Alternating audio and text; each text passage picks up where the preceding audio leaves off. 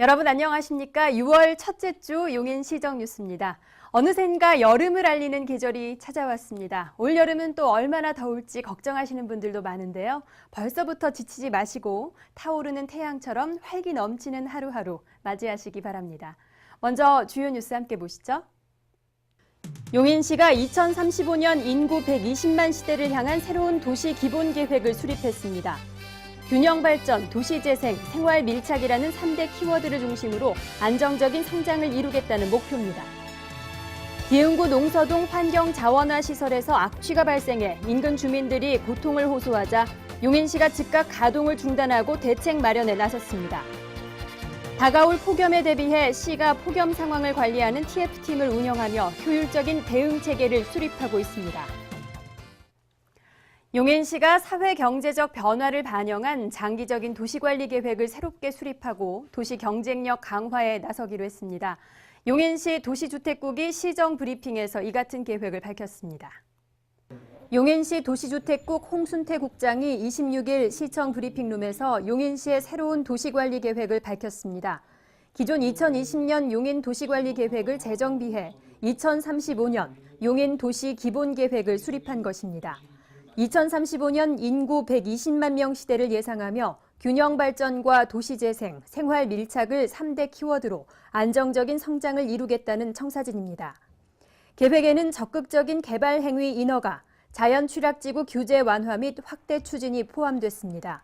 보전 산지와 농업진흥지역 해제 등 용도 지역을 현실화하고 경관지구와 자연 취락지구 등 용도지구를 재검토합니다. 지난 5월 18일자로 처인 기흥 지역의 임야 개발 행위 인허가 평균 경사도가 완화됨에 따라 적극적인 인허가 처리에 착수하며 친환경적 개발을 적극 유도할 방침입니다. 더불어 주거 환경의 질을 높이는 데도 집중합니다. 늘어나는 대형 건축물 안전 관리를 위해 용인시 건축물 안전 지킴이 온라인 카페를 운영해 효율적인 안전 관리가 이루어지도록 합니다. 또한 용인시 주택행정 브랜드 으뜸 아파트 사업을 올해부터 본격 추진합니다. 효율적인 아파트 관리를 위해 감사, 컨설팅, 교육, 주거 환경 개선 등을 중심으로 20여 개 사업을 시행합니다.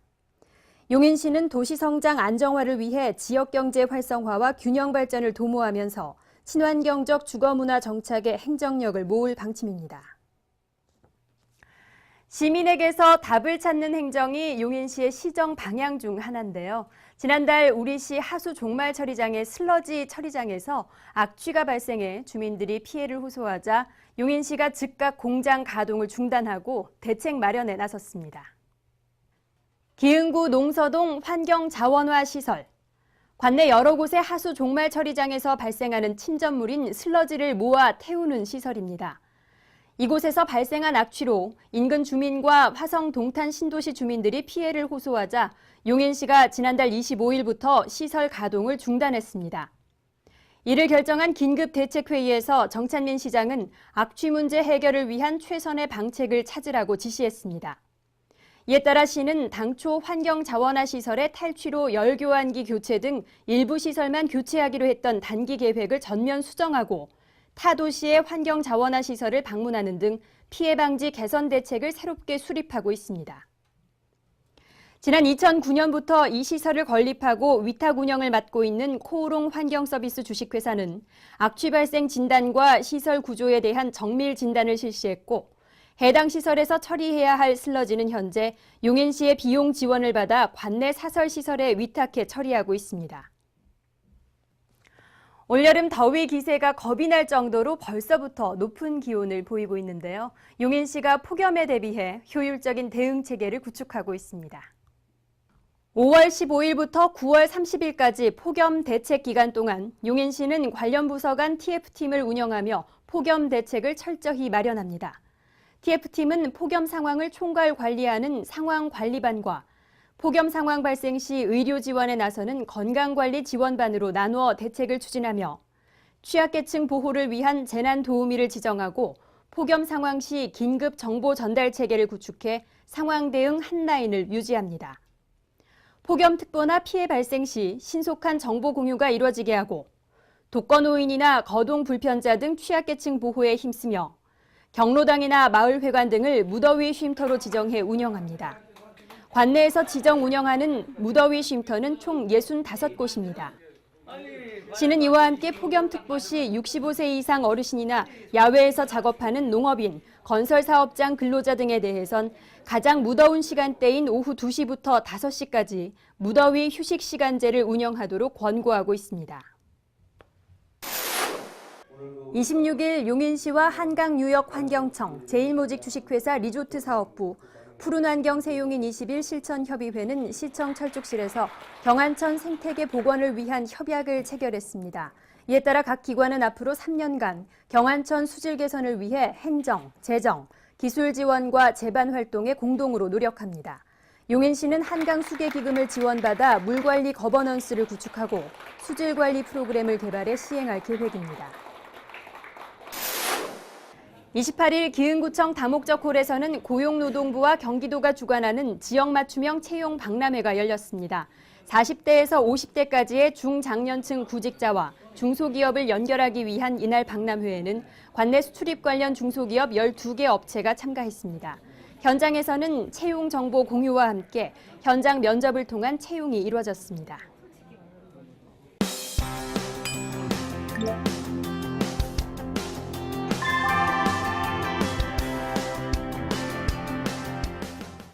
톡톡 용인 속으로입니다. 오늘은 팔순이 가까운 나이에도 몸이 불편한 환자들을 돕기 위해서 병원에서 자원봉사를 하고 계신 자랑스러운 어르신을 소개해 드리려고 합니다.